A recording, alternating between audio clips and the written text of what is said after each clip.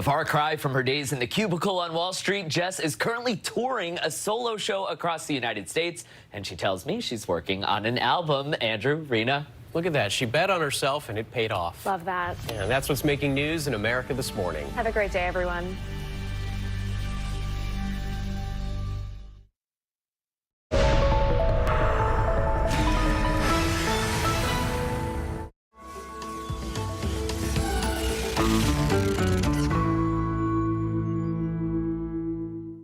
It's Wednesday, February 15th. School is supposed to be filled with rites of passage, but not this one. We start here. Students at Michigan State University react in horror to a shooting spree. He came in our class and let off 3 to 4 rounds. And this comes right as several other communities are coming to grips with their own tragedies. Nikki Haley makes it official. She's running against her old boss. I don't put up with bullies. And when you kick back, it hurts them more if you're wearing heels. But it's not just the presidential race that's about to get messy. And if it's safe to return to this part of Ohio, why are there thousands of dead fish popping up in the rivers? What needs to happen is some type of forensic investigation to figure out what these animals died of. We'll ask an expert what it will take to get back on track. From ABC News, this is Start Here. I'm Brad Milkey.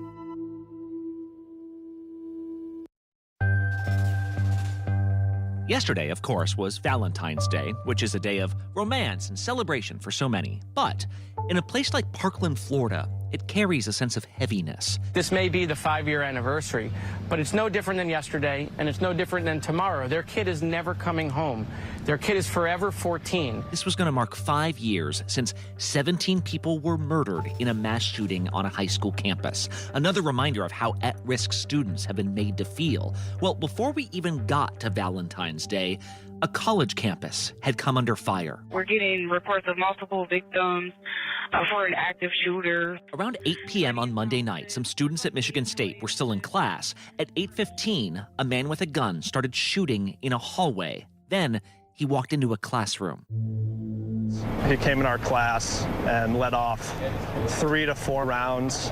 2 of my classmates started breaking open the window. And then one of the people just started running to one side, so we all just ran out. And then when we ran out, there were cops there, and they told us to go lay in a field. 2 students were killed in that building, but it still wasn't over. The gunman apparently walked over to the student union where he killed another victim. With the rest of the campus huddled in fear, we eventually learned that 3 people were dead and 5 others wounded before police found the suspected gunman. He killed himself before they could place him under arrest. And so as many Americans began their Valentine's Day, another American city had become a piece of this growing, tragic mosaic of American violence. Even among the survivors was a student who first heard the sound of gunshots when she was in elementary school. She went to Sandy Hook. I don't think you ever get over something so traumatic or so tragic. I think things like this, people feel, and it never really goes away. She's now survived her second school shooting in barely 10 years. Let's start the day with ABC senior investigative reporter Aaron Katursky. And Aaron, first off, what did we learn yesterday as these pieces kind of started fitting together at Michigan State? Most importantly, Brad, we learned the identities of the victims. They were all Michigan State students, including Ariel Anderson, a junior, Brian Frazier, a sophomore, and Alexandria Verner, also a junior. They were the ones who were shot and killed. There were 5 other Michigan State students who were shot and wounded and are recovering in the hospital. Our Spartan hearts hang heavy. This is a day of shock and heartbreak here across our campus and our region. And we also learned the identity of the gunman, 43 years old, Anthony McCrae, who has no affiliation whatsoever with the school. And so the authorities are trying to figure out why he chose the Michigan State campus to carry out this shooting based on whatever grievances he seems to have possessed. We have absolutely no idea what the motive was at this point. We can confirm that the 43-year-old suspect had no affiliation to the university. He appears to have been something of a loner, disassociated perhaps from his community and maybe even his family. And when he was found dead of a self-inflicted gunshot wound, police said there was a note where he had indicated potentially some other targets in New Jersey and in Colorado and other places that authorities said weren't actual targets, but he portrayed himself as the leader of a group or an army that was going to carry out attacks in different places. Police said that was pure fantasy, and they don't think there's any other threat here. But as a precaution, the authorities say in Ewing, New Jersey, ended up closing school because a couple of public schools were mentioned in this note. There was a threat specifically to our public schools, and at that point it was about 6 o'clock in the morning, so we didn't have much time to waste. We had to put a plan in action to make sure the safety of our students were taken into account. But he does appear to have come onto campus and maneuvered through a couple of different places before leaving after the shooting. He was tracked down in the city of Lansing about 3.5 hours after the shooting had started. And in fact, police credited a tip that came in from campus once the suspect's image was posted all over for leading police to him. And back on campus, students have been, gathering at a familiar meeting spot to mourn. Many of them were quite shaken, understandably, by what had gone on. They were told to shelter and shelter in place for several hours while police tried to resolve this. And so they're trying to find comfort in one another. And what's so scary, I guess, Aaron, is that there seems to be at this point like this terrible Venn diagram of shootings. Like some areas are marking shootings from years ago on the same day that other mass shootings and attacks are happening in different communities. But it ends up with all these communities just throughout the year just being marked by these different tragedies. And you're about to head up to Buffalo where we're about to revisit a different mass shooting. Mass shootings have become so frequent in this country, Brad, it's almost hard to believe that we're discussing one on the campus of Michigan State as we're remembering 5 years since the one on the high school campus in Florida, as we're about to hear the sentence for the 19-year-old who carried out the racially motivated mass shooting in Buffalo at a supermarket that killed 10 black people. I mean, these are only chapters in what is becoming a very long book about mass killing in modern America. Our client pled guilty to every count of the indictment, with the full knowledge that he will spend the rest of his life in prison with no chance of parole. Later today in Buffalo, we'll learn the sentence for Peyton Gendron, who shot and killed 10 black people at the Top supermarket in East Buffalo because he had some kind of a racial animus. And we know the sentence already. It's mandated by the charge of domestic terrorism motivated by hate that he pleaded guilty to. It's life in prison.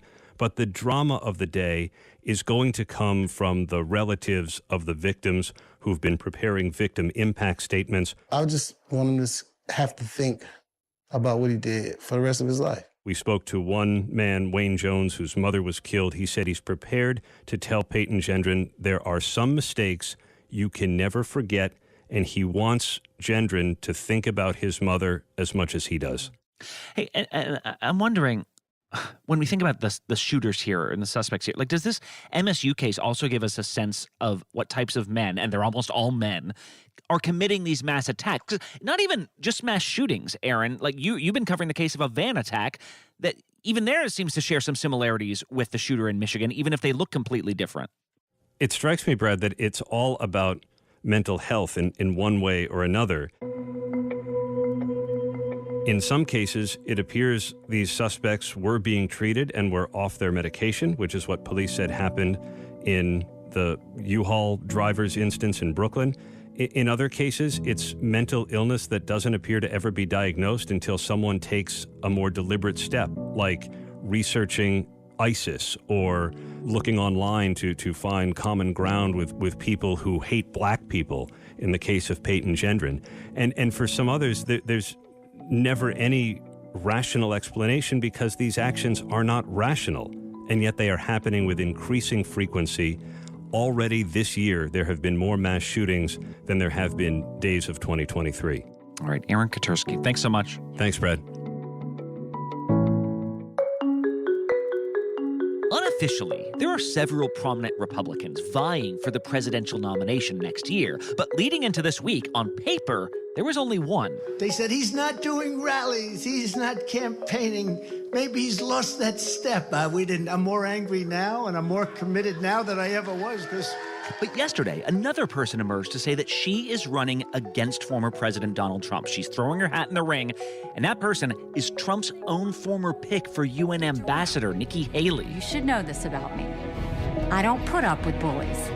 And when you kick back, it hurts them more if you're wearing heels. So, here we are, about a year out from the first primary elections. We got a race on our hands. ABC's political director Rick Klein joins us. Rick, we were talking about how early Trump announced how he'd be all by himself for a while. Well, we got another one here now. What do you make of Nikki Haley running against him? Yeah, it's been a quarter of a year, 3 months since Donald Trump announced, and he was alone among major candidates in the pool. And there's been a little bit of a game of chicken going on between some of the other Republican potential candidates. There's a first mover advantage that everyone knows. You get in, you get some name recognition, you get some travel to early states, you start to raise money. The flip side is being the only person in the pool against Donald Trump is a pretty uncomfortable place to be. He's going to start attacking, and that's what Nikki Haley opens herself up to. But I do think this does begin a new phase of the campaign. It's no longer the just I'm thinking about it or I'm testing the waters. We're going to hear later this morning from Nikki Haley directly in Charleston, South Carolina. This is why I'm taking on Donald Trump and trying to become the Republican nominee. Yeah, and what is her message, or what is anyone's message going to be compared to Trump as they get into this? Well, there's a couple things that she offers. One is generationally. She's a full quarter of a century younger than Donald Trump. It's time for a new generation of leadership to rediscover fiscal responsibility, secure our border, and strengthen our country, our pride, and our purpose. She's also an Indian-American woman, the daughter of immigrants from India. My mom would always say your job is not to focus on the differences, but the similarities. That's a first in Republican politics, a woman of color running for president in a credible, serious way. Also, the fact that she served under Trump but isn't necessarily defined by Trump. She had a political career before that as governor of South Carolina. A lot of people thought she would run for national office at some point long before the Trump era. She's had a mixed record in and around Trump, at times being anti-Trump, at times being very deferential to Trump. In fact, I think she's switched positions almost every which way you could. But then again, so has most Republicans. The Republican Party has moved a lot. So maybe she gets a bit of a pass for that. I think the biggest thing is, look, electability. I think she can say, I've won before, and the kind of profile that I cut as a former governor and someone that served in national security, foreign policy as well, that checks a lot of boxes, and it moves across a lot of different voter types.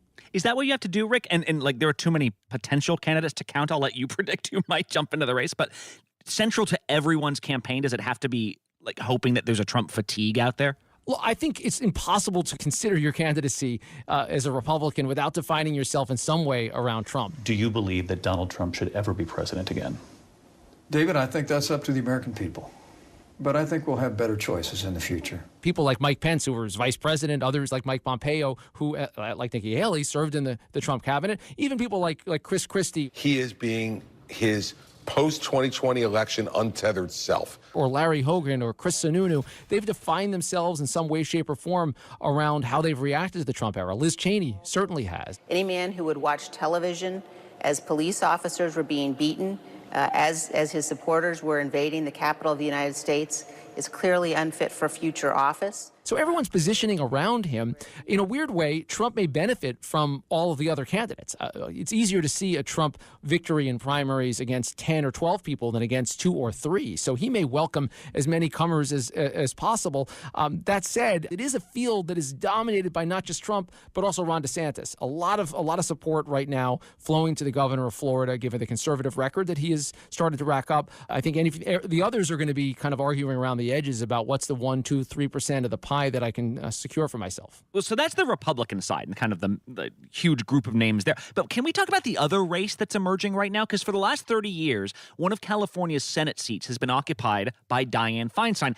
Yesterday, she finally announced that she would not be running for re-election. And I'm wondering, with such a big, important seat at stake, how messy could this get for Democrats now? Everyone seems to want this seat. Oh, yeah. Look, I mean, this is obviously Democrats to screw up in some ways. Look, Dianne Feinstein is 89 years old. She'd be 91 at the next election. Not a big surprise that she's not running again. But even before that announcement, there were a huge range of Democrats jumping in. At least 3 sitting House members, Adam Schiff, who we remember from the impeachment proceedings, Katie Porter, who's a leading progressive voice. But Mr. Diamond, she doesn't have the ability right now to spend your $31 million. I'm totally sympathetic. She's short 567. What would you suggest she do? I don't know. I'd have to think about that. Barbara Lee, who's a member of the Congressional Black Caucus and would be the only black woman right now in the United States Senate. We're going to win this. We're going to win this, and we're going to get these weapons of war off of the streets of America. They're just a couple of the people that may attract even more. And California's got kind of a quirky system where the top 2 candidates, regardless of party, advance to the final round. And if you've got a lot of strong candidates, you can imagine some weird scenarios here where Democrats are eating into their own base against each other. There's going to be a lot of infighting, and it is an expensive series of campaigns. This is the hardest state to campaign in because of all the media markets there are, and probably the hardest to predict, frankly. But it is going to be a long, drawn-out, and very bloody and expensive battle. All right, Rick Klein in D.C. Thank you so much. Hey, thanks, Brad. Yesterday, we heard from Ben Ratner, a resident of East Palestine, Ohio, who had just moved back into his home after the devastating train derailment earlier this month. I have family texting me, and they're like, I don't think you should be staying in town. I'm like, all right, I don't have any other options. And you can almost hear in his voice this uncertainty. Like, what are we supposed to do? On one hand, the air in town no longer smells. Authorities have said it's safe. And yet, if everything's all right, why are thousands of fish being found dead in local rivers? I know there's still questions about what is going on in East Palestine. Yesterday, Ohio Governor Mike DeWine gave a news conference where one by one state authorities delivered remarks designed to put people at ease. Yeah, at this stage in the game, we are recommending that people in the community consider using bottled water. Welcome to the unnerving reality for residents who are told it's safe to move back in, just don't drink the water quite yet. And so for Ben and for anyone else who's wondering what to believe here, I want to bring in Andrew Welton from Purdue University. He's a professor of environmental and ecological engineering. Professor Welton, thanks for being with us. When I hear a presser like this, I hear lots of really scary sounding chemicals, but what do you hear? Like, what is the current portrait you're getting from this site? Well, thanks, Brad, for inviting me to talk with you today. Yes, this train derailment is a pretty significant disaster, and residents have a right to be concerned. They were evacuated from the area to protect their health, and a lot of big terminology is being thrown around with little context associated with it. So once the train derailment occurred, there was an air release of contaminants into the air. And then there was the big mushroom cloud, that black cloud that went into the air, and that was deliberately chemicals set on fire so that they would burn off a lot of the chemicals that wouldn't find their way into the community through, along the streets and stuff. Data from February 10th, more recently, showed low levels of only 2 contaminants, butyl acrylate and ethyl hexyl acrylate. Both are volatile organic chemicals. But at the same time, if you look at the manifest about what else was in that tank, it was a whole bunch of different chemicals. So not these just VOCs that have been talked about publicly. Many of the compounds that go on the list of volatile organic compounds, we can smell them at levels that are well below the levels that are considered unsafe. But there was oil, there was plastic, polyethylene plastic, and PVC. And some of that caught on fire in burn. So it was plastic burning. And a lot of that material has found its way to the ground and waterways. Well, yeah, let's talk about that, because initially, right after this crash, there's a huge fire, then there's a huge, essentially a chemical fire where they're burning off chemicals. You'd think all the concerns are going to be in the air, and yet then that's when all the dead fish start showing up. What are the concerns with the water right now? Well, the dead fish or the dead animals or whatnot indicates potentially that there were contaminants that left the site and found their ways to these organisms. Very early on, we have estimated, based on our sampling and modeling, about 3,500 dead fish across that space, across those streams, tributaries, waterways, 12 different species. what needs to happen is some type of forensic investigation to figure out what these animals died of, and then where those contaminants are. Are they still there? Are they in the sediment? Or did they move on downstream and dilute? We have no indication that the municipal water supply is not safe. However, we do have testing that is pending. In East Palestine, there's two really sources of water. One is a public drinking water, which a central treatment plant treats the water and then sends it through buried pipes and into buildings. But then there's also private wells. And these private wells are, one home is served by one well. And so if there's any fallout where you have soot or that black material that you saw in the air fall on top of the well and find its way into the well, then you can have contamination that way. If you were to live in the area, would you feel comfortable moving back into your home? Look, I think that I would be drinking the bottled water, and I would be continuing to find out what the tests were showing as far as the air. I would be alert and concerned, but I think I would probably be back in my house. As far as the air quality there, hundreds of homes have now been given, air quality monitors, and experts are saying the air is safe. We're not seeing elevated risks for anything.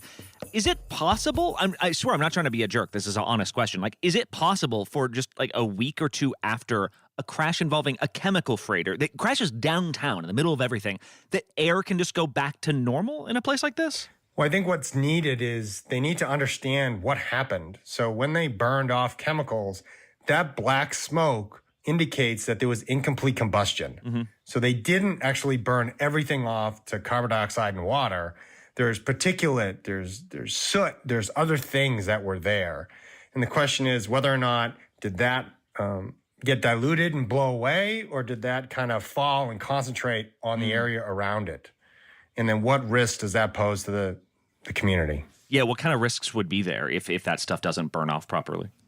Well, probably the same type of risk that wildfires pose. So with wildfires that we respond to, sometimes people's homes smell like smoke. Sometimes there's soot and ash around their flower beds or their vegetable gardens. And there's specific things that you have to do when you encounter that type of material. You don't necessarily till it into your soil.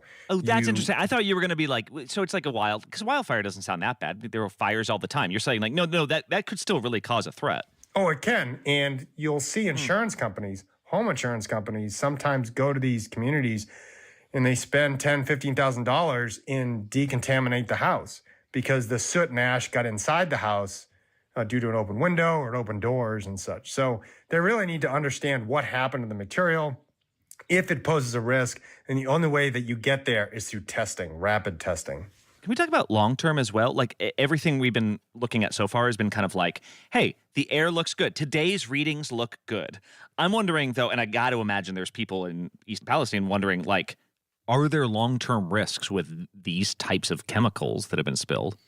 So a lot of what's happening right now, and we heard about it yesterday at the press conference, was the contractors are digging up the soil, 5 feet, 7 feet below the ground, and they're taking that contaminated soil away. Separate soil samples have been collected within other areas of the vinyl chloride as part of characterization and preparation for waste disposal. And that's really important. So you got to get the source out of there. Because if you leave that there, what will happen is those concentrated chemicals will find their way further into the environment, spreading out, maybe contaminating the groundwater. So it's really good that they're doing those types of remediation actions. But from a long-term standpoint, you want to understand, where the chemicals went, and then which chemicals are going the farthest or staying concentrated. They're going to then move to try to reduce the levels that still exist to background levels. And that may take months to years. All right, that is Professor Andrew Welton from Purdue. Thank you so much. Really helpful. Thank you.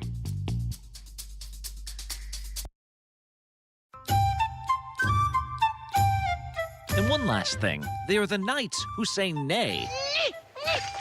No, not knee, nay. All right, that's close enough. One of the more unique nights out you'll ever have is at Medieval Times. Part sporting event, part dinner theater, part 11th century cosplay. Stepping back in time and going to a noble medieval pageant just with Pepsi and air conditioning and, modern stuff thrown in as well. At 10 different locations across North America, you can sit in an arena to watch a live jousting tournament while you're served hearty stews and chicken legs along with libations like local craft beer. Well, this weekend in California, the knights, squires, and even the queen that runs the show went on strike. It is ironic that we play nobility, queens, lords, ladies, and our audience doesn't realize how we go home in a broken car to an apartment with 5 other roommates. In recent years, as more and more workplaces organize, workers at some Medieval Times locations voted to unionize. First in Lyndhurst, New Jersey, and then last year, Buena Park, California. Well, I am king. Oh, king, eh? Very nice. And how'd you get that, eh? By exploiting the workers. On Saturday, in between shows, several key performers in Buena Park walked off the job, claiming they're not paid adequately for what they do. After all, they say, jousting in the 21st century is a pretty specific skill set, and yet some knights are only making $18.50 an hour.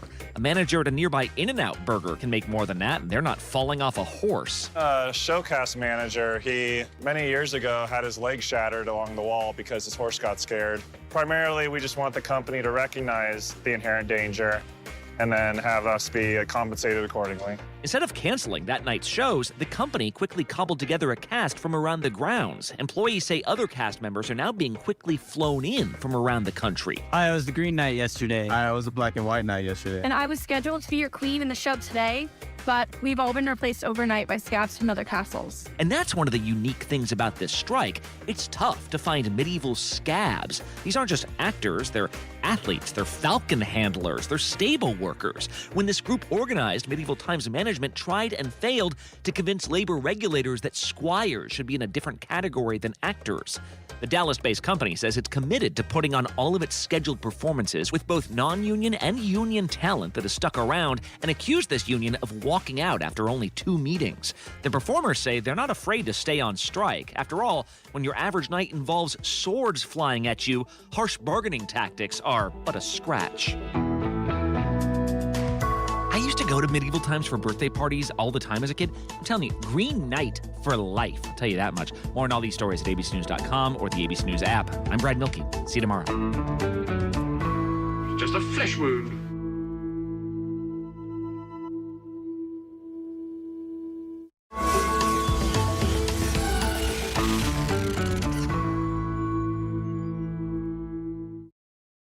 From America's #1 news source comes the all-new ABC News app. Breaking news, incredible video, faster, smarter.